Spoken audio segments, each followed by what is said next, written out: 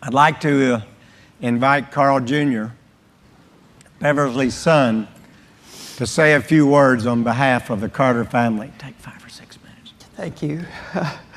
Well, many of you didn't know my mother, but she was quite the talker, and so am I, so I'm going to keep this as short as I can. Let's get past the hard part first.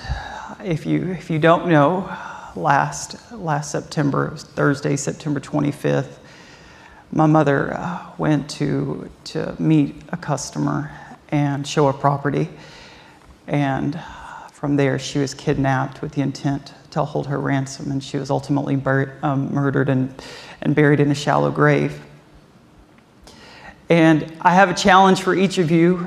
I have a challenge for myself, because I've always been that person that's like, well, it could be you, but it really can be you. And I don't ever wish for any of you, for your family members to be standing where I'm standing today.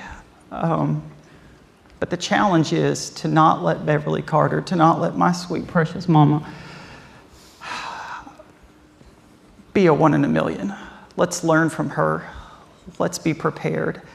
And I'm no expert. I don't have half the experience or the education of the men and women that have stood on this stage before me, but I have, from little old Arkansas, I have 6 takeaways that I'd love to share with you quickly. And first is to prepare and be aware. Take training classes. Take the one that Chris just mentioned. Learn self-defense. Learn how to punch somebody in the nose, man. Get them. Text less. Pay more attention. I'm guilty. I keep my face in my phone. Look around, see what's going on. Another thing that I have to tell you guys is that realtors are good-looking folks. Okay, you're pretty hot stuff, and the thing that makes you awesome makes you a target. My mama was gorgeous, and I can't tell you how many times I got beat up in school because guys would say, "Man, your mama's good looking," and then I'd get a pounding when I tried to fight them. So be careful, because you're awesome, and unfortunately it does make you a target.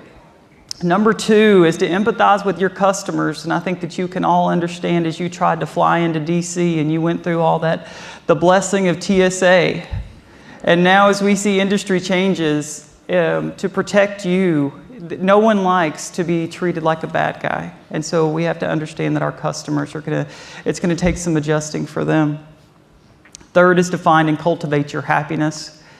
If you get the chance and you're a Facebooker, I would encourage you. I maintain a page called Remember Beverly, and I've recently posted a voicemail that my mom left for me, and I would love for you to hear her voice, because she was the happiest person I know. And you guys work in a tough industry, and how she was able to maintain that happiness is amazing. Fourth is to get life insurance. I'm not telling you that because I sell it. I promise I don't.